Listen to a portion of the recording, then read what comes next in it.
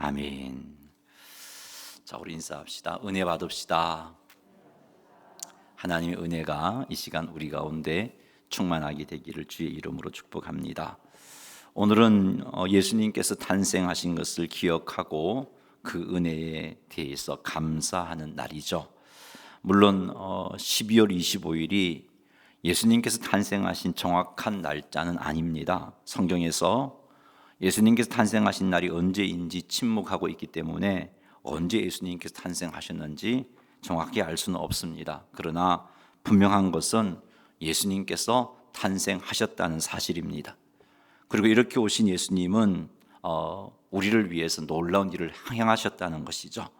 오늘은 이렇게 오신 예수님의 은혜를 기억하고 감사를 드리기 위해서 우리가 모였는데, 예수님의 탄생의 의미를 생각하고 그 은혜에 감사하기 위해서 교회가 예수님이 탄생일을 정했죠. 그게 12월 25일입니다.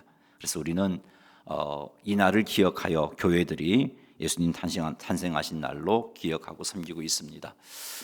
동방교회, 서방교회가 나뉘어져 있는데 또 성탄일을 지키는 날짜가 또 다른 날짜 1일, 6일, 7일 이렇게 지키는 자들도 있어요. 주보에 성탄 주보에 보면은 여러분들에게 성탄절 이해라고 몇 가지 좀 적어 놓았는데, 거기 보면은 날짜가 1월 6일, 또 3월 21일, 12월 25일 이렇게 성탄절을 정해서 지키고 있습니다. 그게 정확하게 성경이 어떤 날짜인지를 언급하지 않고 침묵하고 있기 때문에 그렇게 지키고 있고요. 지금은 12월 25일로 이렇게 통일되어 있고, 러시아에서는 1월 6일로 성탄절을 지키고 있습니다. 그렇게 참고로 기억을 하시면 되겠습니다. 12월 25일은 예수님께서 탄생하신 날을 기억하고 기념하고 감사하는 날이죠. 오늘 그날 이렇게 우리가 모였어요. 이날 성탄의 놀라운 은혜를 한번 묵상하는 시간을 가져보겠습니다. 그리하여 마음을 다하여 성탄의 은혜에 대해서 감사하여 하나님께 영광을 돌려드리시는 우리 모두가 되기를 주님의 이름으로 축원합니다. 마태복음 1장 18절 말씀 같이 한번 읽어보겠습니다. 예수 그리스도의 나심은 이러하니라. 그의 어머니 마리아가 요셉과 약혼하고 동거하기 전에 성령으로 잉태된 것이 나타났더니. 아멘. 우리가 읽은 마태복음 1장 18절 말씀은 예수님께서 처녀의 몸을 통해 성령으로 잉태되었다라고 말씀하고 있습니다. 그렇습니다. 마리아가 요셉과 약혼하고 동거하기 전에 성령으로 잉태되어 마리아가 태중에 예수님을 키우고 있습니다. 마리아 약혼자 요셉은 마리아가 성령으로 잉태되었다는 것을 몰랐죠. 자기 약혼녀 마리아가 아기 가진 것을 알고서는 굉장히 마음이 힘들었습니다. 그래서 고민 끝에 조용히 약혼을 깨기를 마음 먹고 있는 그때에 하나님께서 요셉에게 말씀하시죠. 마태복음 1장 19절 말씀 읽어보겠습니다. 그의 남편 요셉은 의로운 사람이라 그를 드러내지 아니하고 가만히 끊고자 하여, 약혼을 가만히 끊고자 했다는 말은 약혼을 조용하게 소문나지 않게 그렇게 약혼을 파혼하려고 했다는 겁니다. 요셉은 의로운 사람이라는 것은 하나님의 율법을 쫓아서 경건하게 살아가는 사람이다라는 뜻입니다. 부정한 것은 용납하지 않는 고든 성격의 소유자라는 것이죠. 이런 요셉이 마리아가 임신했다는 소식이 얼마나 힘들었겠습니까? 그래서 가만히 끊고자 했던 겁니다. 이 당시 약혼한 사람이 혼외 임신을 하게 되면은 요즘 같은 다르죠. 돌에 맞아 죽게 되는 그런 시절입니다. 그래서 요셉은 소문내지 않고 그래도 약혼자 마리아를 생각하면서 조용하게 끊고자 했던 그때에 주님의 사자가 요셉의 꿈에 나타나십니다. 마태복음 1장 20절 읽어보겠습니다. 이 일을 생각할 때에 주의 사자가 현몽하여 이르되 다윗의 자손 요셉아, 내 아내 마리아 데려오기를 무서워하지 말라. 그에게 잉태된 자는 성령으로 된 것이라. 아멘. 꿈의 요셉은 주의 사자를 통해서 마리아가 성령으로 잉태되었다는 것을 알게 됩니다. 그리고 약속의 말씀도 요셉에게 주의 사자가 말씀해 주죠. 그리고 나서 주의 사자가 요셉에게 내 아내 데려오기를 무서워하지 말라고 말씀하시자 요셉은 잠에서 깨어나 주의 사자가 분부한 대로 임신한 마리아를 데리고 옵니다. 그리고 그 아기가 성령으로 잉태된 약속된 메시아라는 사실을 알았기 때문에 요셉은 아들을 낳기까지 마리아와 동침하지 않았음을 오늘 본문 말씀은 밝히고 있습니다. 오늘 본문 말씀은 가만히 보면은 예수님께서 처녀의 몸을 통해서 성령으로 잉태되었다는 사실을 강조하고 있음을 알 수 있습니다. 이것이 기독교에서 참으로 중요한 사건입니다. 예수님께서 처녀의 몸을 통해서 성령으로 잉태되었다는 사실은 우리에게 너무나 중요한 사건입니다. 만약 예수님이 남녀의 동침을 통해서 출생하신 몸이라면 예수님은 아담의 후손이 되고 맙니다. 예수님이 아담의 후손이라면 예수님은 원죄를 가지고 있는 죄인인 거죠. 아담의 원죄를 가지고 죄인으로 태어난 겁니다. 만일 예수님께서 아담의 후손으로 이 땅에 오셨다면 그는 죄인이기 때문에 우리의 죄를 대속하시는 일을 할 수가 없습니다. 왜냐하면 그가 죄인이기 때문에 그렇습니다. 죄인이 어떻게 다른 사람의 죄를 대속하는 일을 할 수 있습니까? 아담의 후손이라면 예수님은 심판받아 죽을 죄인이 되고 마는 것입니다. 그래서 예수님은 처녀의 몸을 통해서 성령으로 잉태된 것입니다. 그래서 예수님은 아담의 후손이 아닌 여자의 후손으로 이 땅에 오신 것입니다. 그 말은 예수님은 죄가 없으신 몸으로 이 땅에 오셨다는 말입니다. 예수님의 탄생은 성자 하나님께서 완벽한 모습으로 사람으로 출생한 것입니다. 자, 그럼에도 불구하고 또 하나의 신비로운 사건은 동시에 예수님은 완벽한 하나님이시다 하는 것입니다. 예수님의 이런 모습이 완벽한 사람이요 완벽한 하나님이시라는 이런 모습이 우리의 구원자로서의 자격을 갖추는 것입니다. 만일 예수님께서 하나님이 아닌 죄가 전혀 없는 사람이라면 예수님은 이 세상의 수많은 죄인들 가운데 단 한 명만 대속할 수가 있습니다. 자기의 의로움을 대신해서 한 사람을 구원할 수밖에 없어요. 그래서 예수님이 완전한 사람인데 죄가 없는 사람이라면, 그러나 하나님이 아니라면, 그러나 인류의 구속주가 될 수가 없는 것입니다. 그러나 예수님께서 죄가 없으신 완전한 사람이면서 동시에 하나님이시라면 예수님은 세상의 모든 사람의 죄를 대속하실 수가 있는 겁니다. 하나님은 크신 분이잖아요. 온 우주를 담고도 남는 분이잖아요. 그래서 그분은 모든 인류의 죄를 대속하고도 남는 일을 할 수가 있는 겁니다.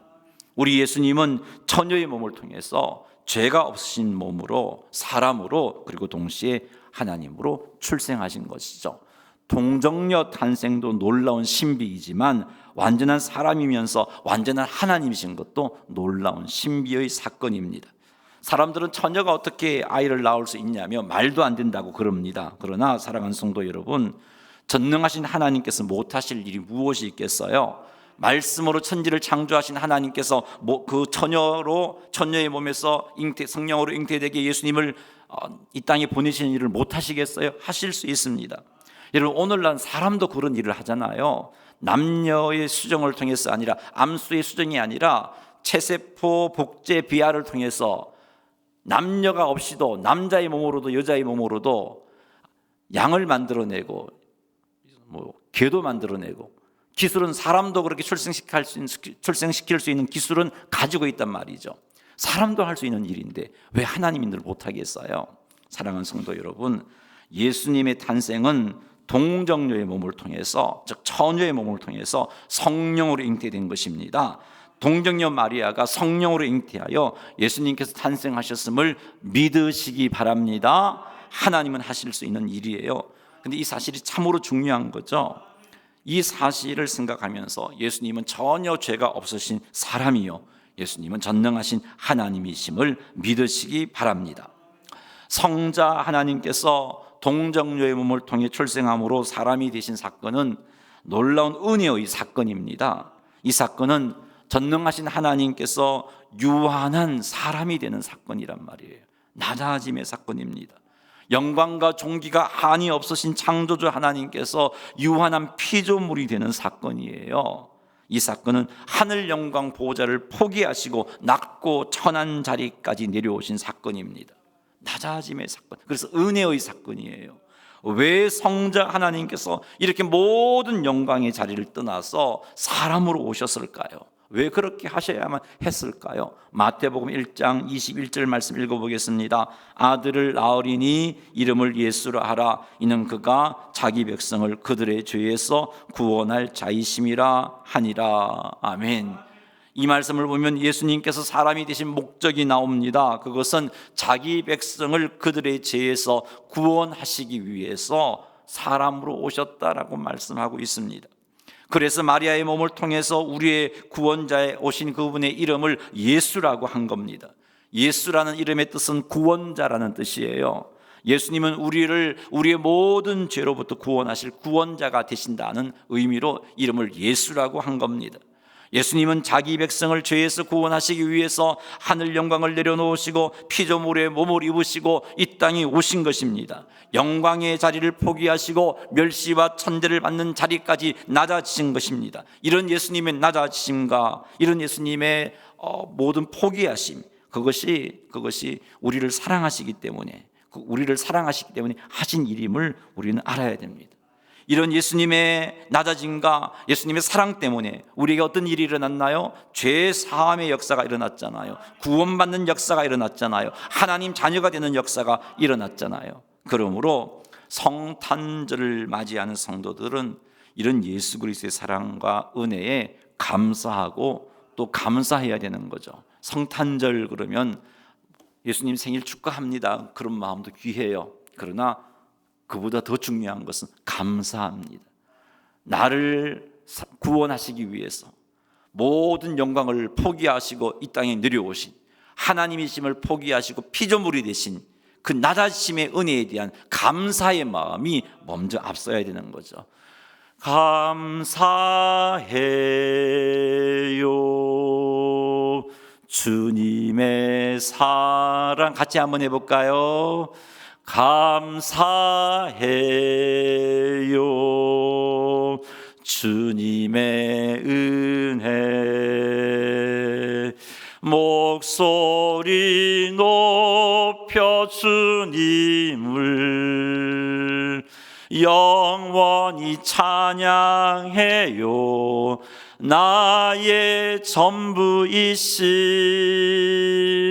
나의 주님. 아멘. 예수 그리스도의 탄생을 기억하면서 마음을 담아 감사하시는 여러분 되시기를 주님의 이름으로 축복합니다. 예수님께서 자기 백성을 구원하기 위해서 이 땅에 오셨는데 어떻게 구원을 하셨을까요? 예수님께서 친히 속죄 제물이 되심으로 자기 백성을 그들의 죄에서 구원하셨습니다. 예수님은 아무런 죄가 없으신 의인이시죠. 그러므로 예수님은 자기에게서 해결할 죄가 전혀 없어요. 그럼에도 불구하고 죄인으로 죽으셨어요. 왜 그렇게 하시는가? 세상 죄를 짊어지셨기 때문입니다. 세상 죄를 짊어지심으로 죄인이 되셨기 때문이에요. 그래서 죄인으로서 세상 모든 죄를 짊어지시고 친히 그 죄값을 치루어 주셨습니다. 이와 같은 희생을 통해서 예수님의 십자가의 죽으심을 통해서 우리가 죄로부터 자유함을 얻는, 구원을 얻는 복을 누리게 된 것입니다. 그렇습니다. 예수님은 세상의 모든 죄를 짊어지시고 죄인이 되셨어요. 그리고 십자가 위에서 그 죄값으로 죽으셨어요. 이것을 이사야가 이렇게 예언했어요. 이것을 가리켜서 이사야가 예언한 것을 한번 읽어보겠습니다. 이사야 53장 5절 말씀입니다. 그가 찔림은 우리의 허물 때문이요 그가 상함은 우리의 죄악 때문이라. 그가 징계를 받음으로 우리는 평화를 누리고 그가 채찍에 맞음으로 우리는 나음을 받았도다. 아멘. 그래요. 예수님께서 가시에 찔리심은 우리의 허물 때문입니다. 예수님께서 상하심 즉 십자가에서 못 박히고 창에 찔리고 하신 것은 우리의 죄악 때문입니다. 아무런 죄가 없으신 예수님께서 세상 죄를 짊어지시고 징계를 받음으로 우리는 평화를 누리게 되었고 그가 채찍에 맞음으로 우리는 나음을 받은 것입니다. 죄의 삭은 사망이기 때문에 죄를 해결하기 위해서 예수님께서 이렇게 멸시와 천대와 조롱을 당하시고 십자가에서 죽으신 것입니다. 세상 죄를 짊어지신 예수님께서 십자가에서 죽으심으로 세상 모든 죄값을 완벽하게 해결해 주셨습니다. 더 이상 예수님께서 갚아야 할 죄가 전혀 없게 된 것이죠. 그러니 사망 권세가 예수님을 잡아둘 수가 없었고 그래서 예수님은 부활하신 것입니다. 할렐루야. 이 방법으로 우리를 구속하셨어요. 이 방법 외에는 우리의 죄 문제를 해결할 수 있는 방법이 없었어요. 그래서 예수님께서 십자가에서 죽으신 겁니다. 마지막 피 한 방울, 마지막 물 한 방울까지 다 쏟으시면서 십자가에서 죽으신 것이죠. 예수 그리스도의 십자가의 죽으심으로 세상의 모든 죄값이 해결된 것입니다. 그리고 부활하심으로 예수님께서 세상의 모든 죄값을 완벽하게 해결해 주셨음을 선포해 주셨습니다. 이렇게 완벽하게 구원의 길을 만들어 놓으신 후 성부 하나님께서 복음을 통해 우리를 구원의 길로 부르셨습니다.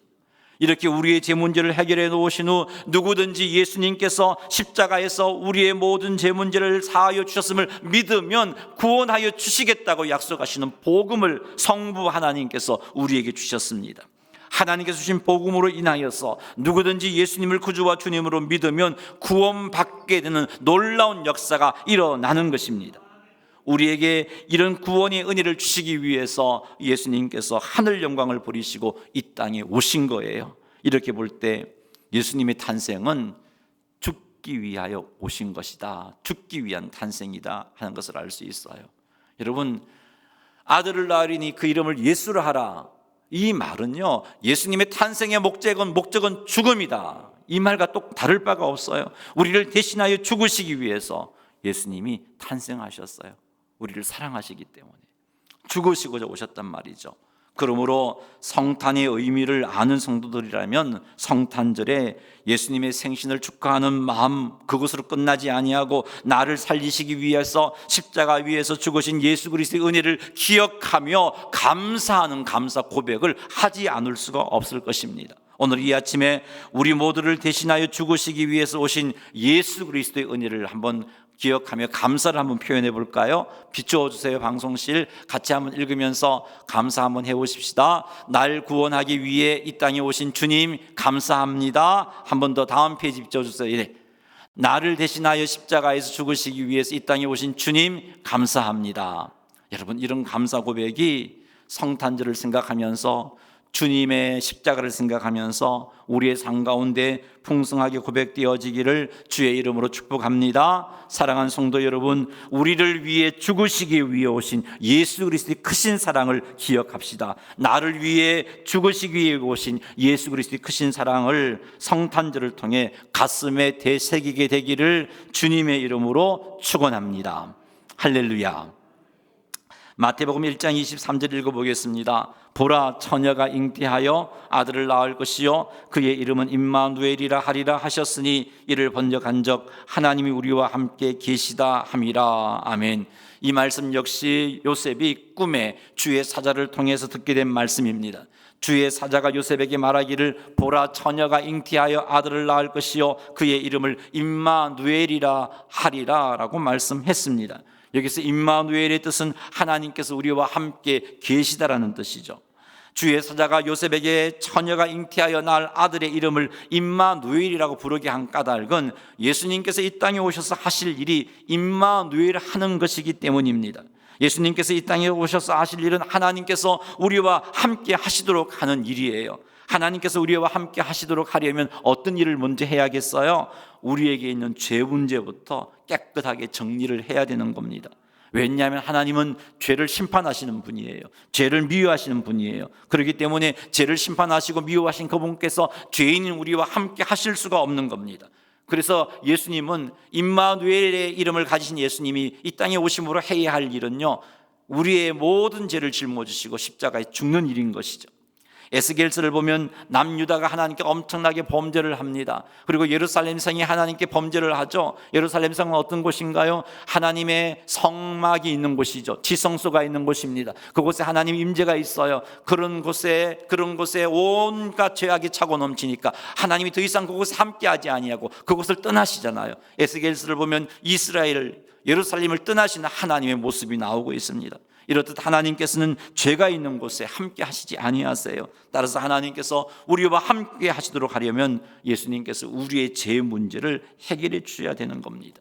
임마누엘, 하나님께서 우리와 함께 하시도록 하시기 위해서 예수님께서 죄인인 우리를 대신해서 십자가에서 죽으셨고 부활하심으로 우리의 죄가 다 해결되었다라고 선포해 주셨습니다.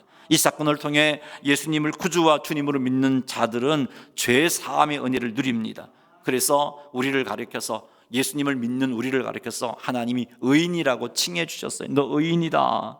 그리고 이런 우리를 보시고 의인이라고 칭하시고 이런 우리에게 선물을 주신 게 성령 하나님이 우리와 함께 하시는 놀라운 은혜, 임마누엘의 은혜를 누리게 해주셨습니다. 성령 하나님께서 우리와 함께 하시며 어떤 일을 하십니까? 우리를 인도하시고 우리를 보호하시고 하나님의 말씀을 기억나게 하시고 그 말씀을 깨닫게 하시고 위로해 주시고 말씀대로 살아갈 수 있는 능력을 공급해 주시잖아요. 그래서 험한 세상 속에서 하나님 백성답게 살아갈 수 있도록 도우십니다.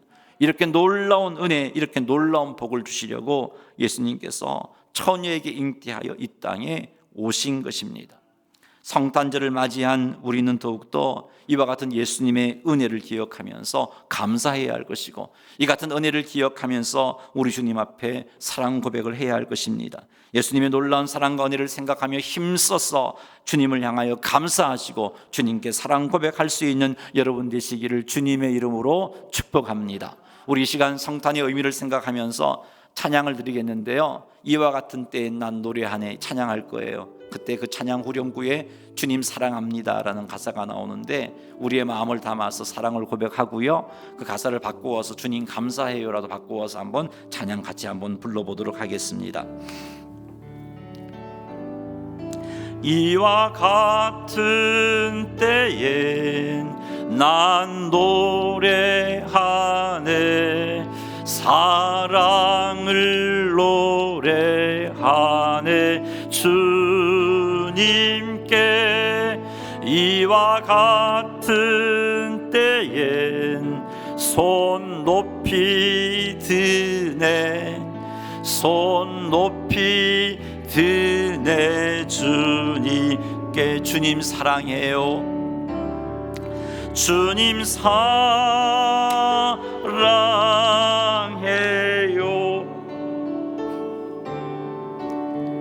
사랑해요.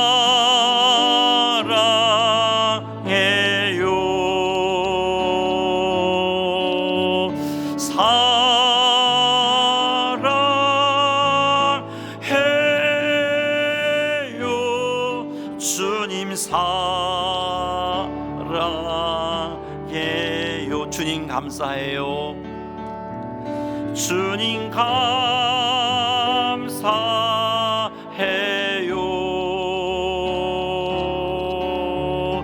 감사해요.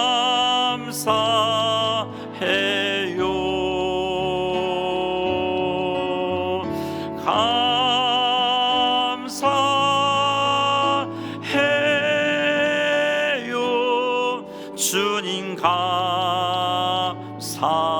다시 한번 고백합시다. 주님 사랑해요. 우리 손을 들고 한번 고백해 볼까요? 주님 사랑해요. 주님 사랑해요.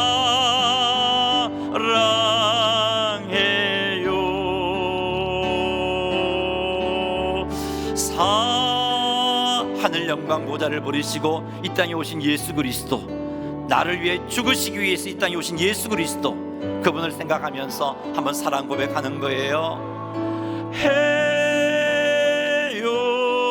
주님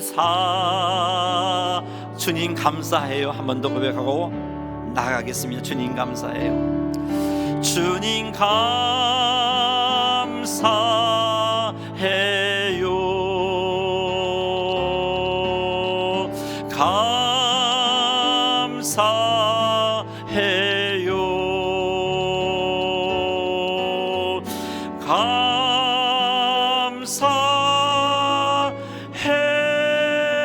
감사해요.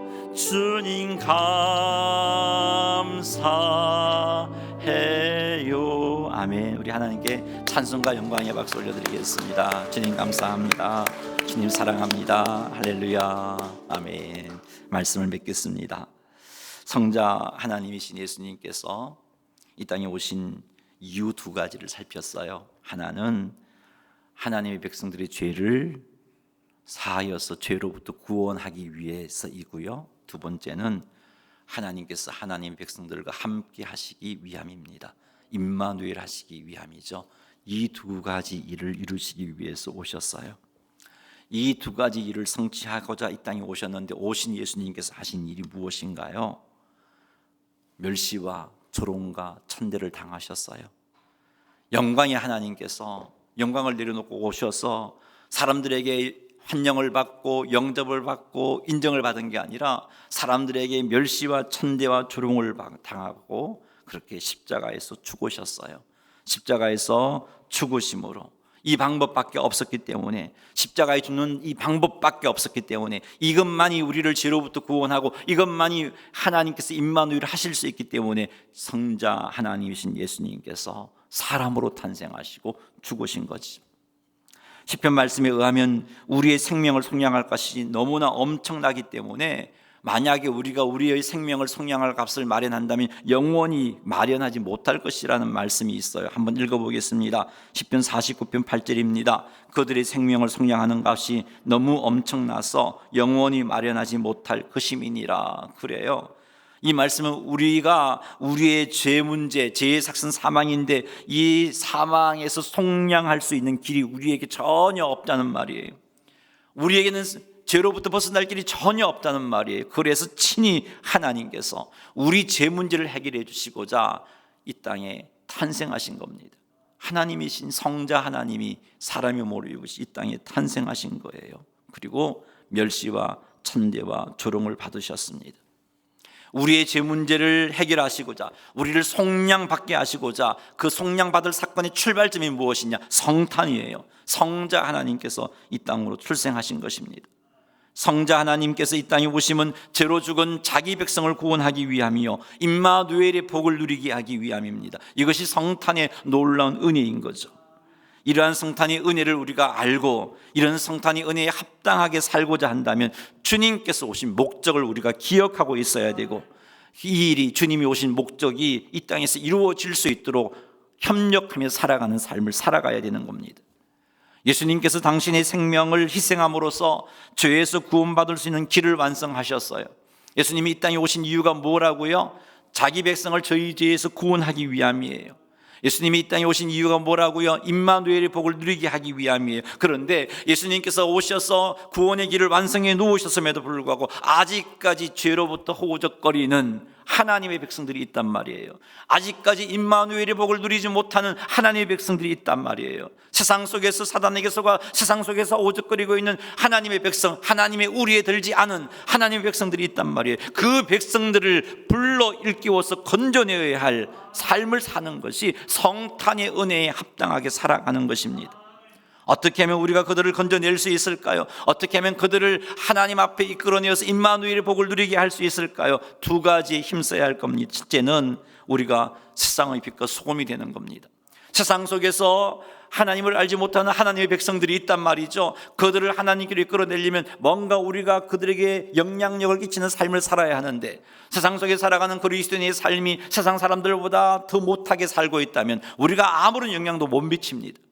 그런 모습으로 전도할 수가 없어요. 그래서 주님은 우리를 세상의 빛과 소금으로 세우셨는데 세상 속에서 빛과 소금의 삶을 살아야 돼요. 세상 사람들이 살 수 없는, 행할 수 없는 그런 구별된 삶을 살아가야 돼요. 그런 삶을 선행이라고 표현할 수 있습니다. 착한 행실의 삶을 살아야 돼요. 그리고 두 번째는요, 전도입니다.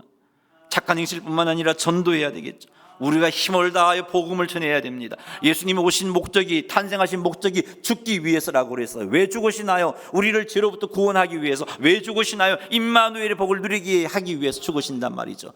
그러면 이것을 누리게 하기 위해서 우리가 전해야죠. 사람들로 하여금 이 죄사함의 은혜를 누리도록 하기 위해서, 임마누엘의 복을 누리도록 하기 위해서 복음을 전해야죠. 하나님은 복음을 주셔서 예수 그리스도를 믿음으로 제3의 은혜를 누리게 하셨고 임마누엘의 복을 누리게 하셨는데, 우리가 그 일을 감당하기 위해서는 복음을 전해야 됩니다. 주변 사람들에게, 내 주변 사람들에게 복음을 전해야 되는 것이죠. 두 가지를 힘씁시다. 성탄절을 보내면서 다시 한번 우리의 삶을 돌아보고 내가 정말 세상 속에서 빛과 소금의 삶을 제대로 살고 있는지를 점검해 보시고, 그렇지 못한다면 다시 한번 더 성탄의 은혜를 가슴에 새기고 빛과 소금의 삶을 결단하시고, 그리고 힘써서 복음 전하는 삶. 우리 오천 제일교회가 최근에 이 운동을 하고 있죠. 주중에 한 명에게라도 전도지를 전하자. 전도지를 전하는 운동을 하고 있습니다. 최소 이 운동이라도 동참하기를 결단하셔서 성탄의 의미를 가슴에 새기고 성탄의 은혜에 감사하고 주님을 사랑하시는 성도님들이 다 되시기를 주님의 이름으로 축원합니다. 할렐루야. 우리 한번 기도하겠습니다. 우리가 두 가지 결단한 것 하나님께 결단하면서 하나님 행할 수 있게 도와주옵소서. 성탄의 은혜를 가슴에 새기고 성탄의 은혜를 기억하며 감사하고 주님 사랑할 수 있게 하시고 그것에 힘입어서 빛과 소금이 되게 하시고 전도할 수 있게 하여 주옵소서. 소리내어서 한번 기도하는 시간 가지